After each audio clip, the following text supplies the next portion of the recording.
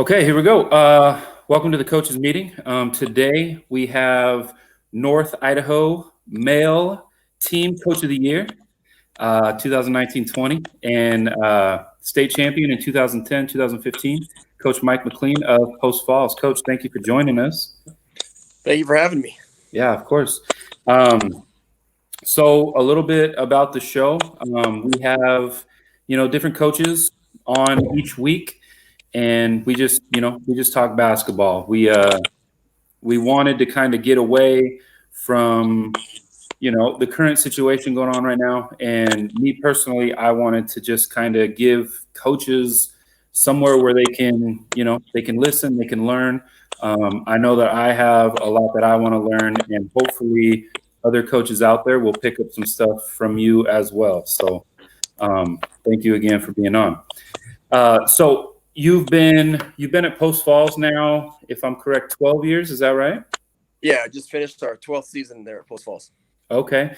So if you'd kind of just talk a little bit about what you did before that, what your basketball career or your coaching career was prior to being at Post Falls.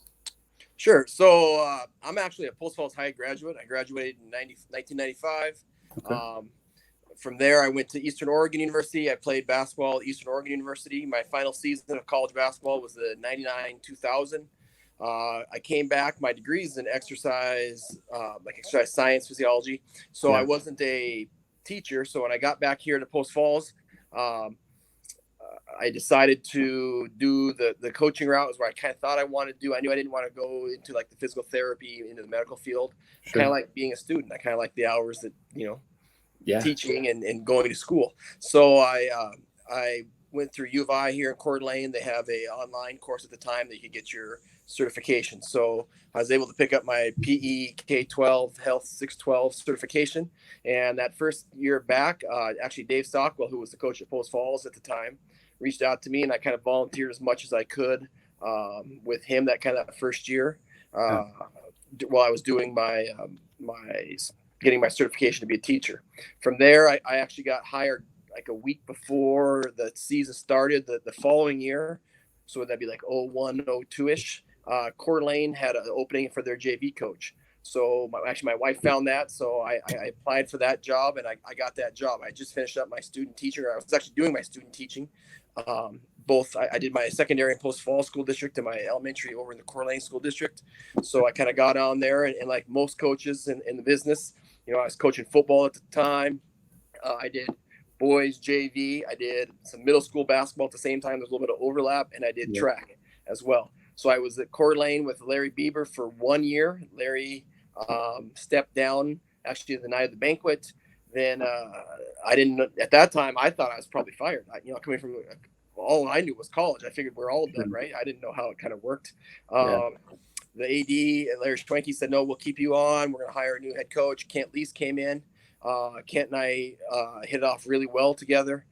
Coached with him for another 5 years, I believe, 4 or 5 years. And then the Post Falls job opened up, and I was like, well, what the heck? I'll just apply. I thought it'd be, I had an idea at the time. I'm like, I know what I can do. I had these ideas what I could do.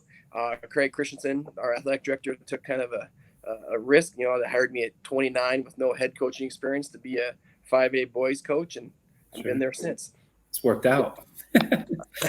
Yeah, at the time, I thought I knew exactly what I was going to do, and now after 12 years, I think I have an idea of what I know it doesn't work because I've tried a lot of things that didn't work, and I'm still trying to learn and get better. Yeah. So in those 12 years from when, or even before that, when you were at Coeur d'Alene, what is the biggest difference you've seen in the kids and maybe even in the parenting from when you started to now? Ooh, that's a great question. I think the biggest thing now, kids just don't play basketball as far as like go pick up games. Yeah. I think I don't feel like I'm that old, but people from maybe my age or even just a little bit younger than I did, you grew up kind of playing at the parks, right? Not everything was so organized. Now, maybe it's because of society and there's risks, just letting your kids run to the park and play like we did. Or is it because there's more, there's lots of dynamics why, but starting now in 2nd, 3rd grade, it's very organized. And players don't know how to play. They know how to run elaborate sets. They can do all these, different kind of defenses, gimmick defenses, all this kind of stuff. But Yeah. just kind of throw it out and play. They kind of struggle with that. Even today, I find that. Yeah. That's probably the biggest change. Parents are the same. Parents all have good intentions. They're all excited about their kids' opportunity. They just get what I'd call almost just like an illness. Like they just get too wrapped up and instead of letting their kids find their way. Yeah. But it's not a negative thing. It's just parents are just, they want what's best for their kid. And sometimes it's hard when what's best isn't a long high school career. For sure. Yeah. And you, correct me if I'm wrong, you have a son on the team, is that right? Yeah. My middle son, Caden, is going into his senior year. Yes. Okay. What is that balance like for you in between like being a parent, being a coach, because I have an 8-year-old right now who's really starting to get into basketball, about to hit 3rd grade. And I want to coach him one day. I really do, so, but that's down the road. So I want to pick people's brains about how do you create that balance and what works? Well, Caden is my second son to play for me. Blake is our oldest. He was a junior in 15 on our second state championship team. So okay. First thing I would say is I'm doing a much better job coaching Caden than I did Blake. Sure. It's kind of like raising your kids, right? You think you have an idea how it should go, and then as different ones come, you realize, why won't I do that again? I tell people, I get asked that a lot. How do you handle coaching your kids?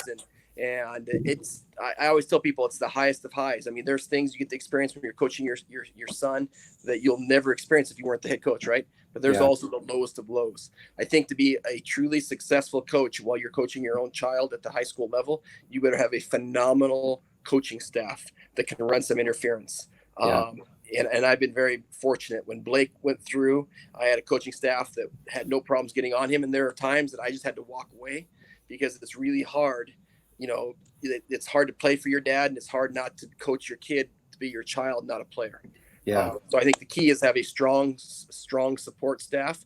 And for me, the biggest challenge is try not to bring 100% home. If I can leave 20%, in the gym, and try not to just, let it consume our relationship. But I'm not gonna lie to you, it's a challenge. It is a challenge, but I would never have it any other way. Sure. I like how you mentioned the assistant coach portion, because I know the program that I run now and the programs I've been involved in, your assistant coaches, I mean, you guys are really well connected. They're kids, I know them, they know my kids, they come over for dinner. Like it's almost like having an uncle, on the bench with you. It's really nice to have that support when it comes to an assistant. Yeah, if you watch us coach, if I have to correct Caden or get on Caden, I might chirp at him right away like a lot of our players, but I usually won't sit down with him. I'll send him to either Rob or Brian on my staff and let them handle it. Just because, as coaching, I don't think coaching is as important X's and O's. It is more how much can you get a kid to achieve and overachieve or reach goals they get out of their comfort zone, right? So it's really hard sometimes when it's your child that hears dad voice that it needs to be coach. So, if you have a strong support staff with your assistant coaches, I think that is key. Yeah, absolutely. No, especially when they recognize the something boiling up, right? If they see something coming, they step in long before, which is great because, I can be pretty fiery when I'm coaching and I get on kids. Sure. I get on a kid that's not my son. I can get on him and then walk away and it's done. But with your own child, it kind of festers. It stays a little bit. Yeah. When I was going through this and I was kind of creating some questions, one of the things I want to ask you, because you've been a state champion multiple times. You've also been to the state championship game and walked away with second place trophy. So my question was, when you win that semifinal game, like this last year, you guys beat Rocky. What does the rest of that night look like for you? And into that next morning leading up to the state championship final game? It's changed and evolved over the years. And I think it also depends on your team. So we've been fortunate enough to play in my 12 years, we've been to the state tournament 10 of the 12 years. And in those 10 years we've been there, we've played in the state final 4 times. Wow. The first year in 2010, honestly, my staff and I, we were flying by the seat of our pants. We had no idea. We knew we had to keep the kids focused. We had to do our prep work. And honestly, in the last 12 years, or even the 7 years, technology's changed, right? Like huddles changed the game. Big You time. know, we were scrambling for film in the early days, trying to find. You had some, but you didn't necessarily break it down. It was just more challenging. Yeah. Now huddle and exchange of film is different. But for what we do, and we did this in 2010 as well. I kind of went back to my days of playing in college, where you have home and home, back to back games, and there are some big games. I tried to take the worry off the kids. After the game, we were going to the semifinals. We were going to have we're big on eating a meal right afterwards, make sure we get nutrition in the kids, let them ice, decompose, have their normal schedule on the road. Yeah. As a coaching staff, we are up late. You win the semifinals. There's that championship breakfast that my AD tells you is the best breakfast in the state of Idaho. Is the Saturday morning breakfast. Sounds good. We you might be rolling in as a staff on a couple hours sleep, but at that point, we're doing everything we can to give our kids the best opportunity. Now, the morning of the state championship, we go to that breakfast. We usually do some type of shoot around, but not first thing in the morning. We've always taken our kids somewhere off. We've gone to like the old state penitentiary down in Boise 2 times. We try to get our kids out of our hotel and kind of get them not thinking about the game. For us coming from the north, we're in a hotel, right? So it's the third night in the hotel. So it's not like we can be in our normal routine, but something that I think we've had this allowed us to have a lot of success is that we travel a lot. And the reason we do all that traveling is obviously to find good competition, but also how to kind of learn to be our own, in just being able to travel. I know from my experience in college, my first year in college, one of the hardest things to adjust to playing at the level wasn't necessarily the basketball, was the life of you're on the road 2, 3, 4 days. Yeah. You got to shoot around. You got to do your practice. You got to know your assignments and all that kind of stuff. So we try to practice that throughout the season so that our kids are normal routine. So I guess it's kind of long-winded, but during the day we try to do something to get them out of basketball, not think about basketball, then do a shoot around. Something we do, we cater our meals into our hotel. Okay. All 10 years we've been there. So our kids know we're going to cater. My wife is in charge of that. So she brings in the food, the program. We buy the food for our guys so that we can kind of dictate what they're going to eat, when they're going to eat. Yeah. And then we go over and we always watch the 4A state championship game to kind of just, because we always in this normal state tournament, we're there at least a game before, so they can kind of see the atmosphere. And I know another thing that really helps is that we've been fortunate enough to get to the state tournament and play in state championships, that it's really nice that some of your main guys we pull up as our JV players. So they go through that first couple of experiences maybe with not much responsibility other than just absorb everything. That first year you go when maybe you're a freshman or sophomore and you have no responsibility, you just kind of learn the ropes and the way we do things. Sure. No, that's good. I think too, like just getting, these are kids, right? So getting them away, like the day of when you go to the penitentiary, getting their brain away from basketball, they probably find some relaxation in that, right? And that they're not consumed with what this moment is and what it means, So I really think that would probably be a good help. It probably has been for you. I think so. When we first started going, everybody, like a lot of kids, bring like their Xboxes and do all that stuff, right? Yeah. And that used to kind of bother me, but I don't know why. And I'm like, why am I? This is high school boys basketball. The boys need to do what they do. Like at home, we're on their home game. Our kids stay up till, it seems crazy, but like midnight 1 playing video games, doing social media, right? So that used to bother me. But I'm like, well, if that's what they do, why am I fighting a fight I can't win? So now we maybe do room checks a little bit later. I kind of room kids in a way that I feel like there's a leader or somebody who's more. Not that any of them are not responsible, but kind of get it. Like, hey, this is a business part. But I don't worry as much if they're up too late. Or just talking, having good times. This year, I thought our phone became kind of an issue. So we had our kids turn their phones in at our last room check. So all the phones were turned off and they stayed in my assistant coach's room. And then in the morning, we went and woke them up and they look better. So that's something that we're doing now. That the kids, we take their phones from them. But at the same point, I want them to be on their, I shouldn't say I want them to be, but they're going to be on their social media. Why am I forcing my kids to lie to me or be sneaky? I'm like, this is your time to do this. And this is the time we're going to take them away and you no longer have them. Yeah. And I think when you give kids that amount, that like sense of freedom, they don't go and abuse it.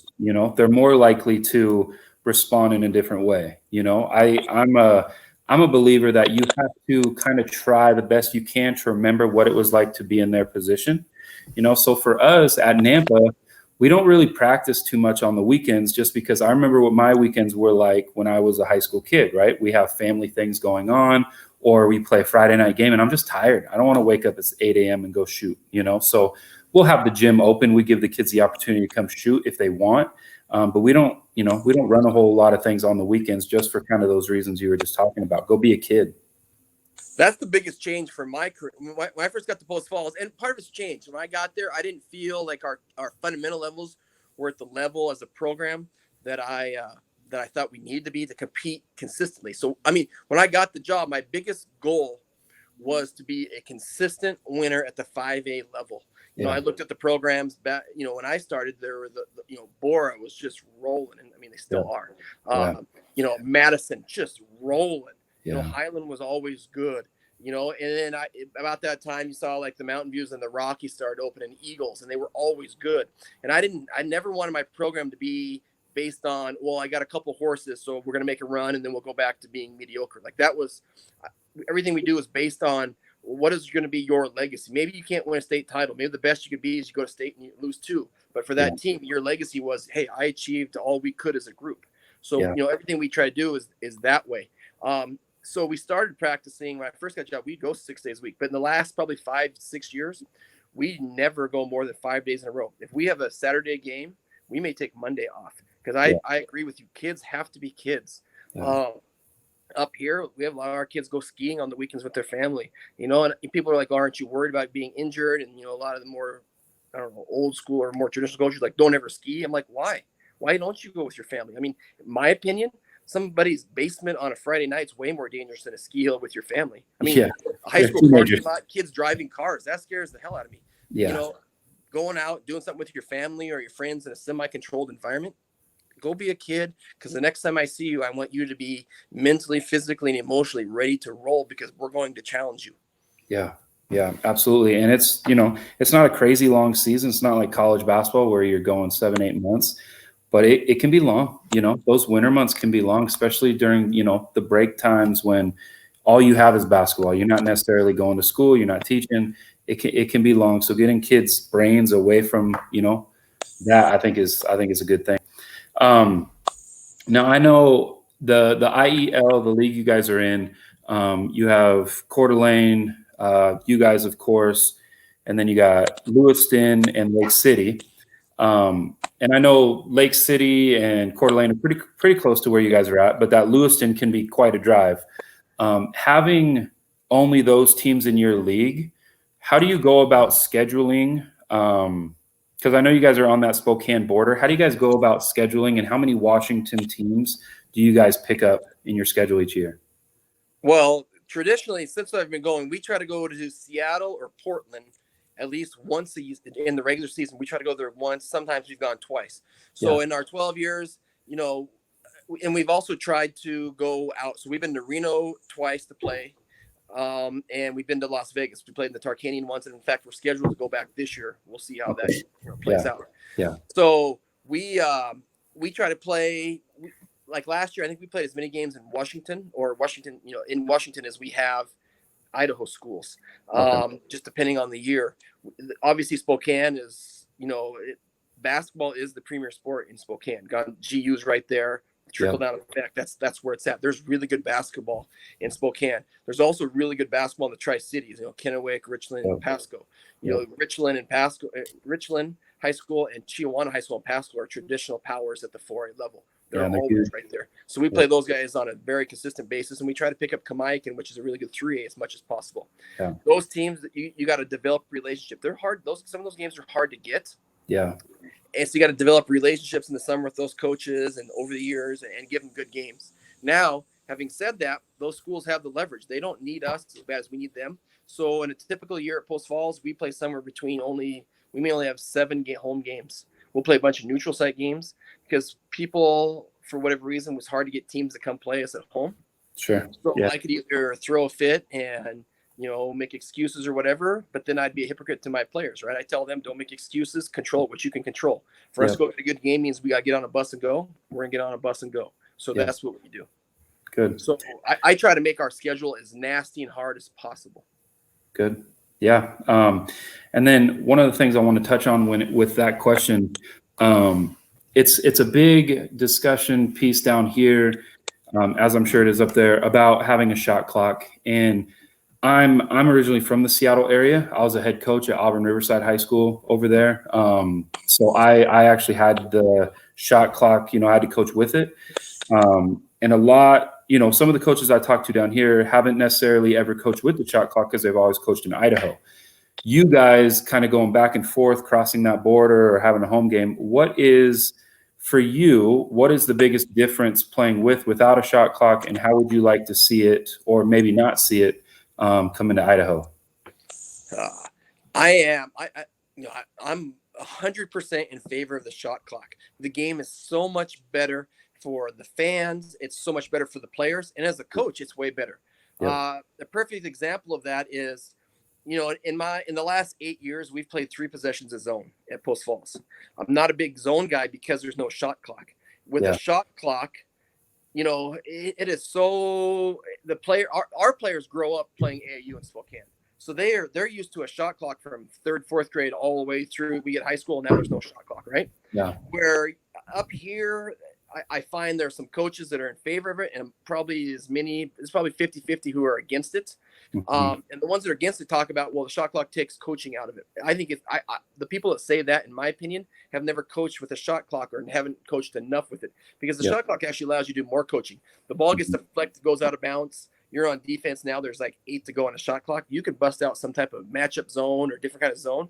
And then that team has to recognize that 2-3 seconds go by. Now they got to take a crazy shot, right?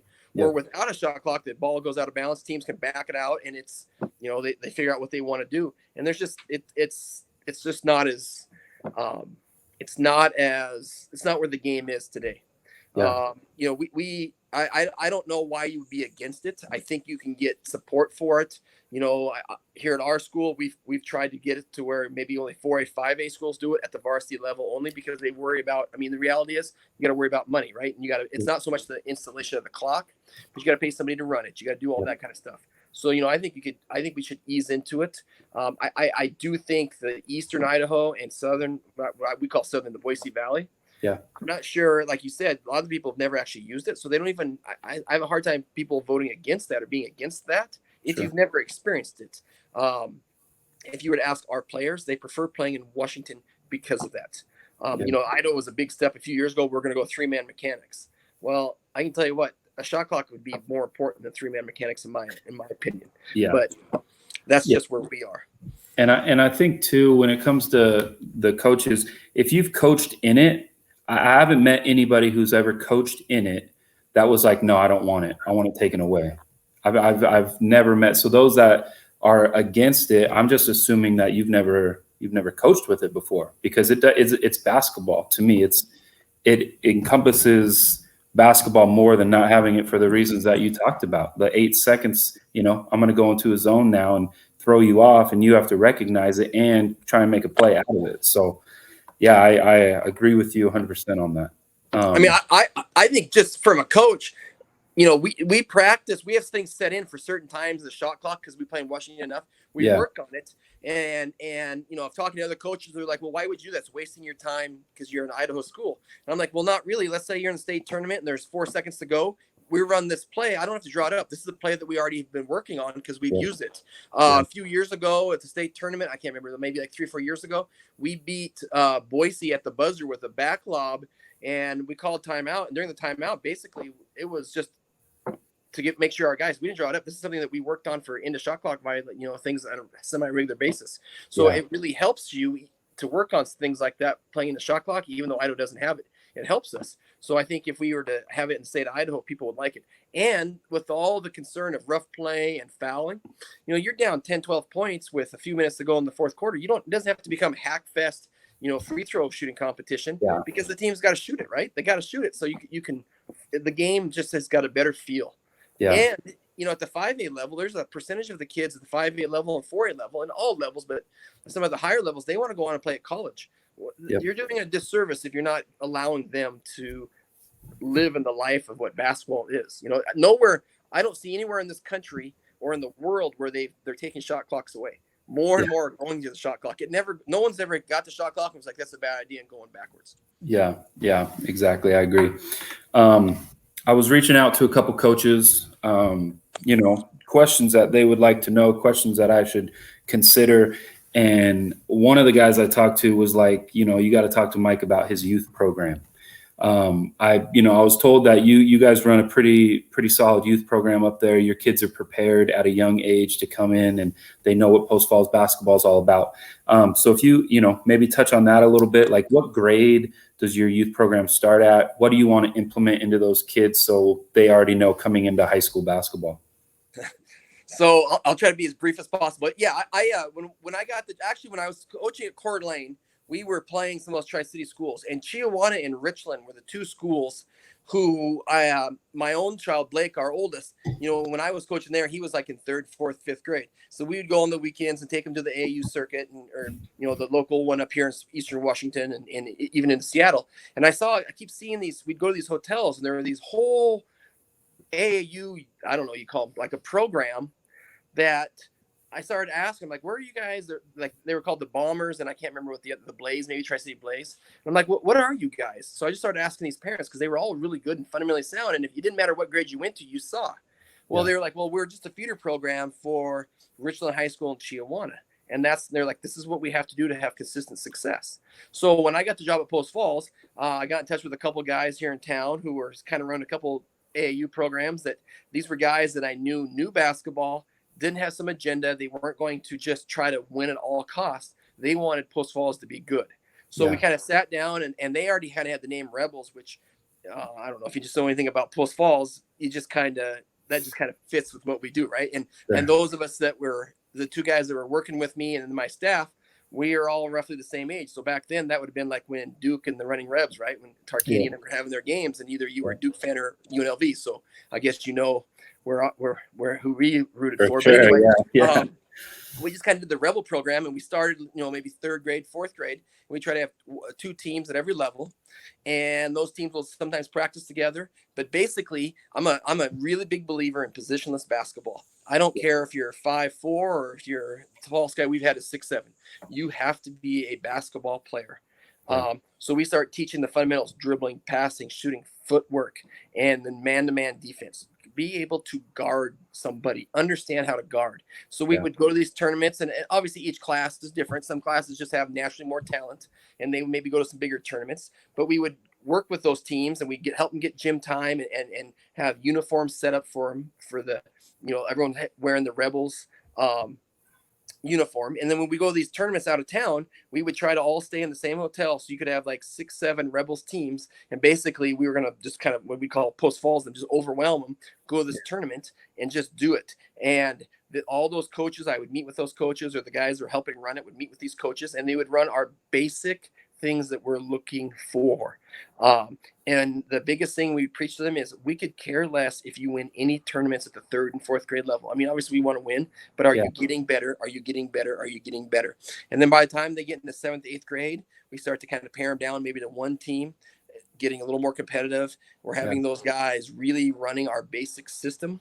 And our system isn't always the same, because as a head coach, I would look down and I would deal with those younger grades and kind of get an idea of, well, these are their strengths. So we would have them running an offense or a system that would fit what they had, trying to project down the road where they would become. So that by the time they get into my freshman team, they're already kind of running, and my freshman coach is dialed in with what they're running. So he just takes the reins from the dads or these other coaches, and then they get to the JV. So we would just kind of funnel them through that way. And we've had a lot of success with that. And I think one of the things that people overlook where we've had a lot of success with is every team's got 1 or 2 or 3 horses, right? Just the studs that can just carry a team. But at the 5A level, you cannot win consistently with those 3, because everybody's got 2 or 3, right? We've got so much mileage out of players 3 through 10 on our bench, and we can play all those kids. So if you have foul trouble or a weird injury, those guys can step up, and they know their role, accept their role, and understand that winning is a team thing. And I think that's really allowed us to kind of maybe separate ourselves from some other programs. Yeah. When you talk about your team's, what you guys do, your philosophy, and how it'll change year in, year out, depending on, the personnel that you get in. What are the things that, no matter what your personnel is, no matter if you got bigs this year, if you guys are, rather small, like what are the things that don't change for Post Falls basketball? I would start defensively. We're going to guard you, 94 feet. We're going Yeah. to make it, we're going to make it tough. Pressing it early in the season works. It's hard to press at the 5A level when you get to state tournament because those teams Yeah. are good, right? It's Yeah. really hard to press teams. Now you can surprise them. You can, run and jump them here and there. But basically, you got to play very good man-to-man defense, in my opinion, where we're going to guard the ball. We're going to be in help. We're there to help, but we don't want to use the help. And we are going to contest everything. If you're going to beat us, you're going to shoot tough shots and make it.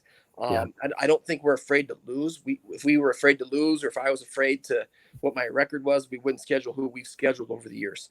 But we want to compete and battle always on defense. And then offensively, we're going to create advantages in our favor and then exploit that advantage until our opponent has to stop it, and then we're going to go to our secondary option. So I think basketball, don't overcomplicate it. Create an advantage, or create a disadvantage for the other team, and then try to exploit that. Yeah, for sure.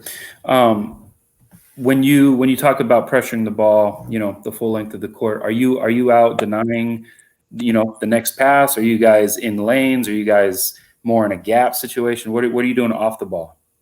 So we are off the ball. We're trying to keep the ball out of the middle, but we're not a pack line team.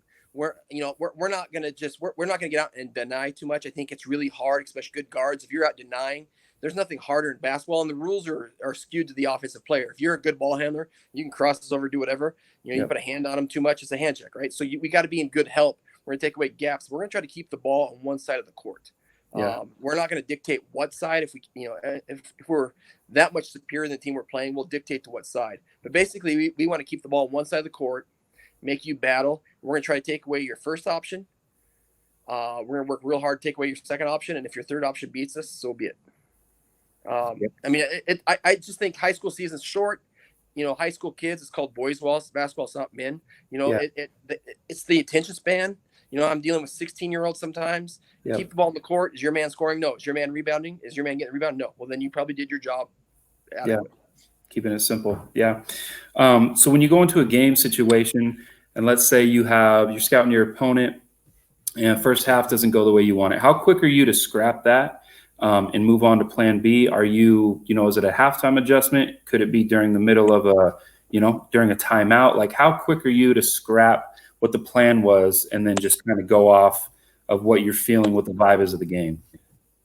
So defensively, we usually don't have – our game plan is kind of like I said. We're going to keep the ball on one side. If their primary action, we're going to scout that, take that away, or their primary, what's the main way they're trying to score, or what's the way they're trying to attack us? We're going to take that away. If that's not working, we're going to have some things we'll adjust on the fly. But our defensive philosophy, there isn't a lot of game planning. We're not a real gimmicky team. We're not going to trap certain places so much. So basically, if this guy can't guard that guy, you're coming out of the game. I'm going to find somebody else who can, hopefully. Right? Like that's our adjustment defensively. Yeah. Offensively, teams do lots of different things to us, and you have to have your ability to make the adjustment on the fly. I mean, I would like to wait till halftime, but sometimes you wait till halftime, it's too late. Yeah. And then in this league, you're playing against the guys like Rocky or Madison or Bora, those coaching staffs, they'll make you look stupid because they'll bust out something on you after halftime that they've been holding in their pocket. So you can't just be like, oh, I got this. And that's where I think you got to have a strong staff. You got to be prepared. You got to do your homework. But I think to answer your question, something that I do to our program is in our non-league, we're not playing anyone in our league. We don't scout them. We don't scout our opponents. In fact, we don't watch any film on our opponents. We'll watch some film on ourselves as far as 4 or 5 clips here that we need to do better. Yeah. What that does allows us, and we have so many non-league games up here, our kids learn, 8-10 games that, hey, sometimes we got to learn on the fly. And where that really helps us, and it kind of puts us behind a little bit. And not that those games aren't important, but that teaches my staff, or forces my staff and myself and our players that we're going to have to make adjustments in timeouts, using substitutions, 2 guys out, show them something, talk to them, put them back in, coaching guys up on the bench before they go in. So that doing it, in my opinion, doing it that way in our non-league stuff, when we get to league and teams throw a wrinkle at us, we've been there before. We're not so regimented that we have to practice it to make an adjustment, that we have to be prepared. So we try to kind of prepare for the unknown in our non-league by going into a game kind of in the dark, not knowing a lot about them. That allows us to learn as a staff and as kids to learn. I would imagine too, by doing that, when it comes later on in the season, when you might not have as much time to prepare for another team, like what we talked about, kind of you go from the semifinals to the finals and you got, 20 hours or whatever it is. Have you found that helps, It does too. What it does is that our guys don't need like 3 days to prepare. Like we show them something in a shoot around, or like go over something on film in our hotel rooms or on a piece of paper. Like, yeah, this is what they do. It's not like they're like, well, we need to walk through it. They've learned how to process that on the fly? in it quicker on the. I hate saying on the fly, right? Because it seems like we don't know what we're doing. There's a method to the madness. For but sure. yeah, I mean, you're going to find things and you're going to see things that. Or for example, something will happen in the game offensively and we get 2 easy baskets, and it's something I'm like, hell, I didn't see that coming, right? Or my staff was like, hey, I think we can exploit this. So we had no idea that was something to exploit. So we just try to create that advantage, disadvantage that way. Yep. No, that's really good stuff. Your practices that you guys have, how physically demanding on your kids are those practices? And then what does it look like for you guys from the beginning of the year and as you progress towards playoffs and state? I would say our practices are as demanding as anybody in the state. So we every drill we do, including when we do our dynamic stretching, there's a winner and a loser. So we have some managers on the side. All of every minute of our practice is typed out. Everything's there. Everyone's on the go with that way. So if we do early in the season, we'll probably do 75% fundamentals. And I'm talking our varsity and JV practice together. So we'll do 75% fundamentals, 25% working on some plays, right? Because the reality is we don't run anything super complicated. It's about being able to play and make some reads. And most of our guys have been running our basic stuff for 4, 5, 6 years, long before they got into high school. So they kind of have that idea. So our practices are intense, get after it. And I'm trying to push all of my kids to the breaking point, especially early in the season. And when I mean breaking point, we're trying to push them physically to where they don't think they can do it. So we time even their water breaks so that they only get so much time to drink, and they have to validate their water. So they got to make a free throw. So in for example, our program, you get 2 minutes for water when you get your water break, but you got to make your free throw to earn it. So if you miss, you got to you got to go run because you missed. So you lose some time. So what we do is we teach them in a timeout. You only got a certain amount of time. You better be able to get a drink and get your mind back ready to go. So having said that, we do a lot of 1-on-1 full court, 2-on-2 full court, really nasty, hard drills to the point where we're going to break them. And we do some drills where they know if they lose, there's a consequence, or what we call a reward, which means we're going to run the heck out of them. So having said all that, I want to push them physically to get in good shape. I want them mentally to play with an edge, an emotion, without losing their emotion. And the only way you do that is by practicing that.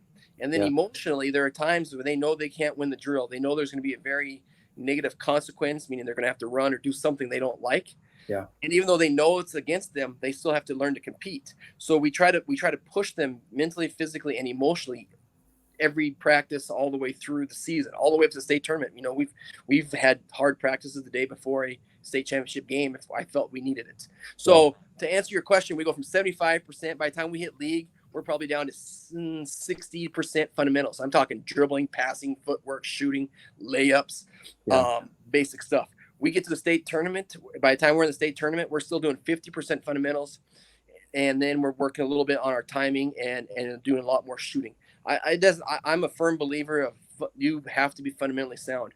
As far as like scrimmaging 5-on-5 up and down, we don't ever do more than 3 trips. So we may start at one end, race down, come back, and stop. We don't ever truly scrimmage because for me, practice is time for me to make corrections. And if we scrimmage for 15 minutes, kids will forget. They can hardly remember 3 trips down and back.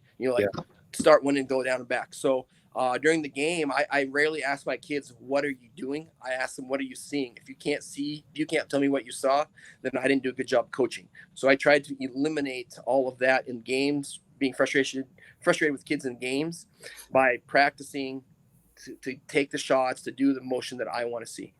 I gotcha. So when it comes to, your philosophy on not letting them practice or go 5-on-5 for more than 3 trips, when it comes to situational scrimmages, Do you guys do those? How do you go about them? Like, do you ever put, 2 minutes on the clock? One of the teams is down by 4. Let's play. How are we going to do this?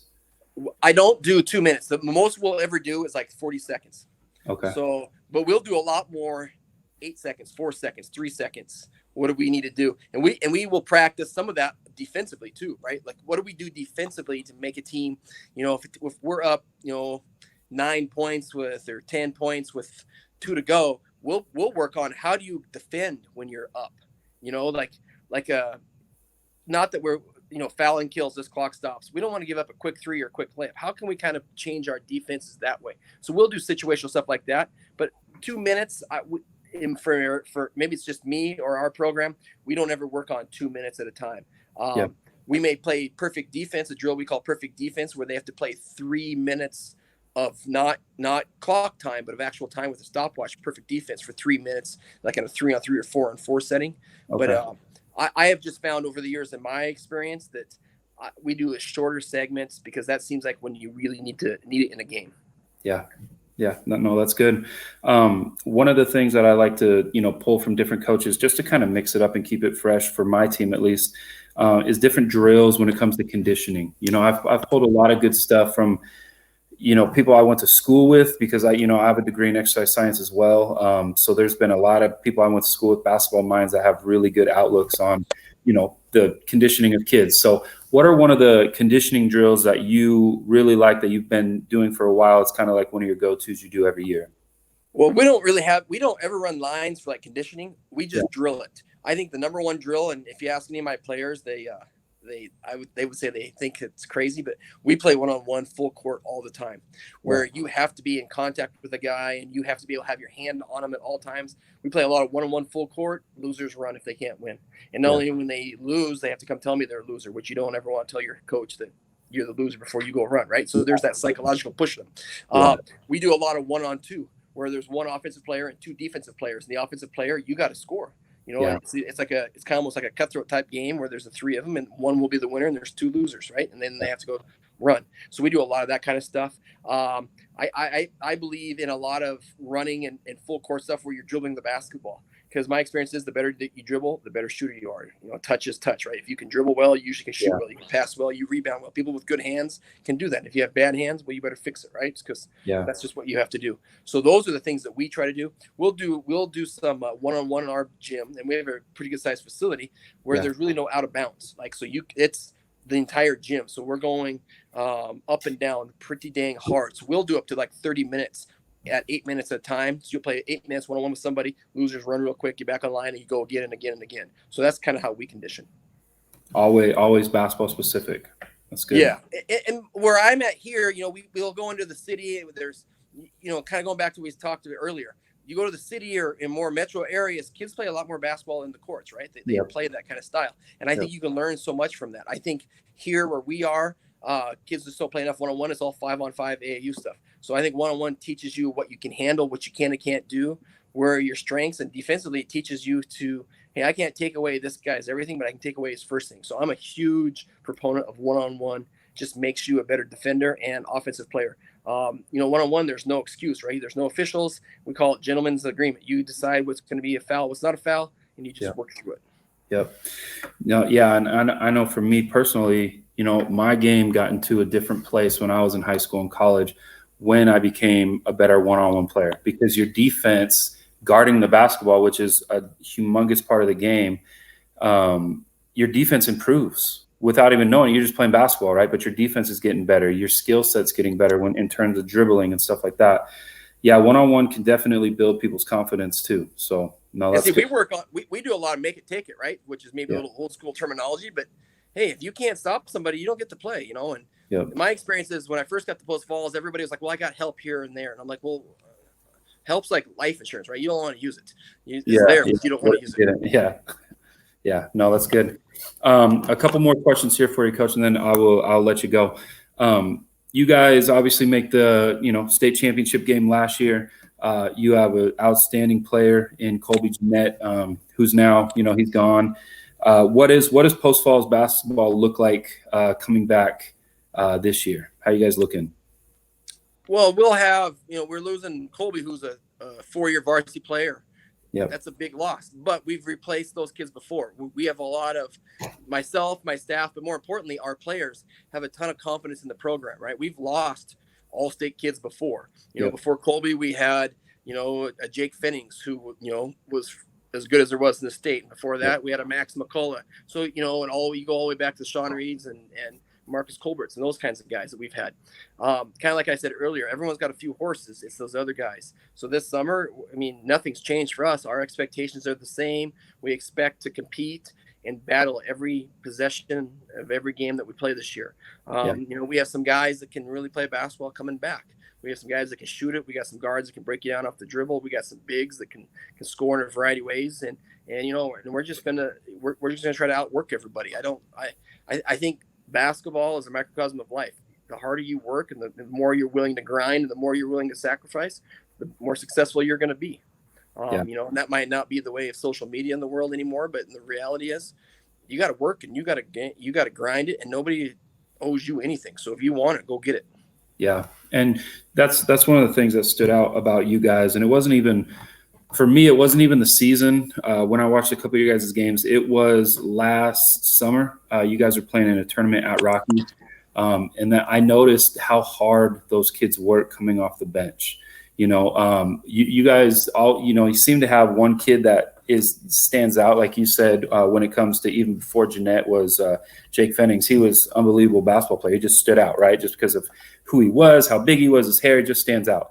But it's all those other guys that come onto the court and what they bring your team really, to me, really stood out. Well, in the kind of, we tell our kids, it's like a chain. You're only as strong as your weakest link. So if our 10th guy, if he can't make us better in practice or whatever minutes he gets, that's how, everyone's like, well, how good is somebody? How good is their best player? Well, my question is, well, how bad is their poorest players?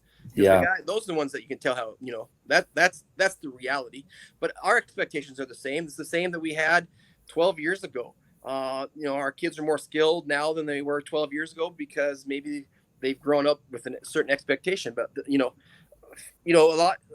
one thing that we take a lot of pride on is like our star warm-ups. People ask me a lot, what does that, what's all that mean?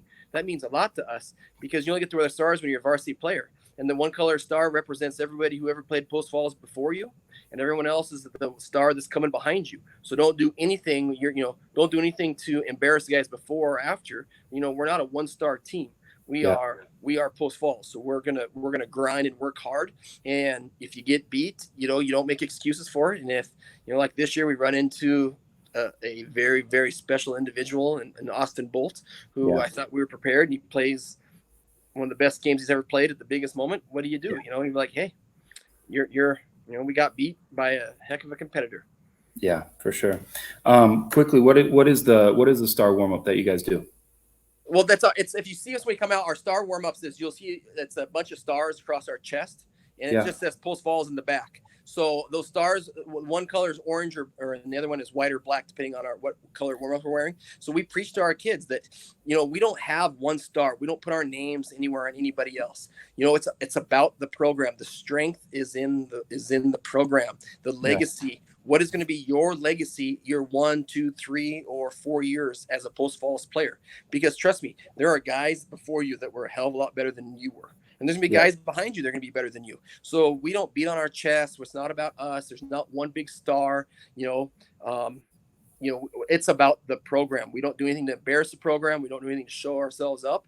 And that includes when you lose with class and dignity. And when you win, we win together too. We try not to, it's hard, but we try never to show up our opponents. We try to do it the right way. We are respectful towards, an official has never cost us a game. An official's never won a game for us. Officials make actually way fewer mistakes than any of my players ever do in a game. And they make a lot fewer mistakes than I do as a head coach. So we preach that to our kids. An official might make 1 or 2 bad calls in a game or questionable calls. I make 10, 12 questionable calls in it all the time. And our players make a ton of mistakes. So we own all of it. So it's kind of about our legacy as a program. Nobody is bigger than the program. Yeah, I love that. I love the star philosophy. I'm not saying I'm going to steal it, but I'm going to, create Nampa's own star philosophy there. That's good stuff. Well, you see it a lot. I'm sorry to interrupt. You see it a lot in our state. if you watch Madison, they do that same warm up where they run around, they slide on their stomachs. For them, that I'm sure that means a lot. I've never asked, Billy or Travis what that means, but that means something, right? Boar walking in with their green jackets. I think that the intimidation factor of that, I mean, it's still everything. I've been doing this a long time, and I see their green jackets, and there's a part of me that's like, I can't wait to play those guys, because they stand for the same things that we stand for, and kind of iron sharpens the iron, and there's no shame in getting beat by a good team, right? Like, if you want to go play the best, and when two good teams play, sometimes you don't always come out on top, and we've been on both sides of that coin. So that tradition stuff I think is really important. Yeah, it is. Last question for you, Coach, and thank you again for coming on and taking the time out to kind of be on here with us. I know you've touched on this before in different podcasts that I've listened to. When it comes to the state tournament and when it comes to reseeding, I know that you're involved with that, and that there is a talk out there about involving max preps as well. Can you just touch on that before you go, just to kind of foreshadow what might be coming our way here? Yeah, I think there's layers to this conversation, right? Everybody wants the same thing: make the state tournament better. Yeah. And when we say make it better, I think some people take it as offense that, is there something wrong with the state tournament? There's nothing wrong with the state tournament, but like everything, you need to you need to evolve, and with more technology or new things, you can make it better. Yeah. So I was contacted by some coaches in the state, and they asked me if I'd be willing to sit in on this. I don't know what you call it, a group, a chat, whatever you want to do it. Yeah. And see about seeding the state tournament. And, I think part of my advantage is that we play enough Washington schools. There's the RPI in Washington. Yep. And if you talk to schools in the north, some will tell you scheduling is a nightmare. They can't find enough games. Yeah. But then for us, if the state would allow us, if we were California and it was open, we would be playing 30 plus games a year, because in Washington, if you go play a good team and you beat them, that really helps your RPI for your seeding. Yeah. If you lose to a good team, that also helps your RPI, versus you go beat a mediocre or bad team, it actually hurts you. So there are teams in Washington that we beat by 10, 15 that help them more in their seeding than beating other Idaho teams, so with that perspective and learning and talking to those guys, I think that we can see the state tournament learning from some of the mistakes or issues like the RPI has. Yeah. I think max preps is a good tool. I think there's a very good point to max preps and their algorithm and however they, come up with that. But there are some things max preps doesn't consider. For example, we're dealing with high school kids. This year we played Gonzaga Prep, first game of the year. We beat Gonzaga Prep. That really helped us. But then Gonzaga Prep had one of their main kids get hurt. Yeah. So they started losing some games that they probably shouldn't have lost if they were full strength. Well, The fact that Max Preps looks at how your opponent record goes, I don't think that was fair to us. How do we have any control over what happens to a team after we play them? If you play a team that's good, you should get rewarded for when you played them, what they were, not what they became later on. Yeah. For that kind of stuff. Also, Max Preps doesn't take into account home and away much. So, for example, this year we took a yellow bus. We drove to Butte, Montana, spent the night there, did a little shoot around campus tour at Montana Tech, drove all the way to Pocatello, plays Highland, right? Well, for us, that doesn't, Max Preps doesn't take into consideration from Post Falls to Pocatello. That's a long drive. Yeah. They don't take into consideration that then we play Rigby the night before, the second night of that tournament, beat Rigby on their home court, which is not an easy thing to do. No. Turn around the next morning, and then we lose to Madison. Well, not that I don't want that loss to matter, but Max Preps wouldn't take into account that we traveled all these miles. So our 3 nights in a hotel with high school kids in less than 24 hours. We go from a hostile environment to a tough place and lay an egg. We should be punished for that, but we shouldn't be punished the same as if we've had a week to prepare and we play a team across town. So I think that's one issue with Max Preps.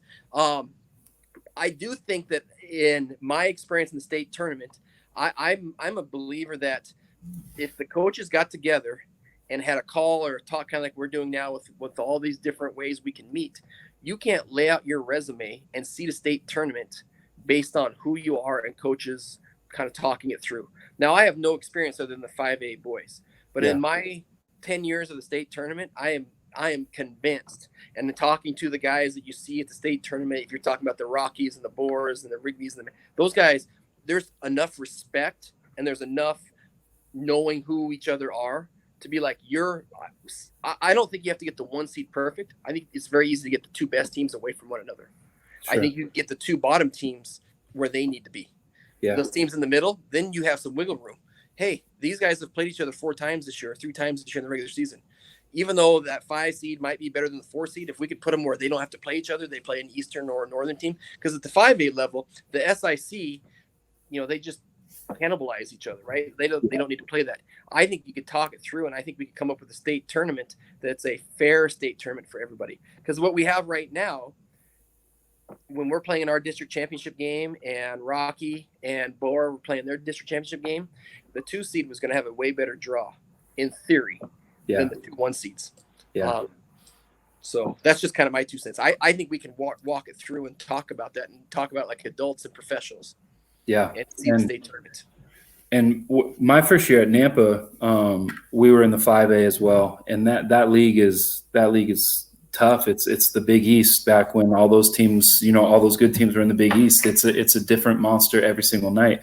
And when you get to that state tournament, when your first game is against somebody you've already played 2-3 times, that can be exhausting. It's like, can I play somebody else? And then this last year, Nampa's now at 4A.